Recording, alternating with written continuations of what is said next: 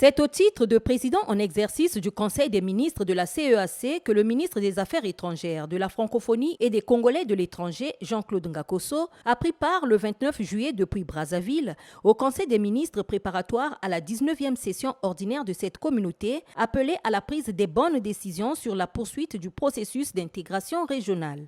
La situation politique et sécuritaire en Afrique centrale et les décisions nécessaires à la poursuite du processus d'intégration régionale, tels seront les points essentiels que vont examiner nos chefs d'État à l'occasion de leur 19e conférence ordinaire.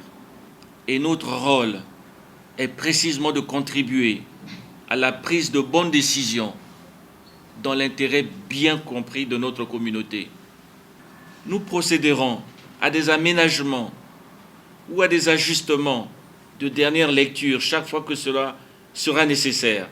Nous aurons aussi l'avantage d'un examen de validation à travers les recommandations du comité inter-État et du comité des représentants permanents. D'autres points jugés cruciaux ont été évoqués par le président en exercice du Conseil des ministres de la CEAC. Ici même à Brazzaville, voici 2 mois, des directives claires avaient été prescrites par nos chefs d'État qui touchaient des directives, qui touchaient et qui touchent notamment à la lutte contre le mercenariat.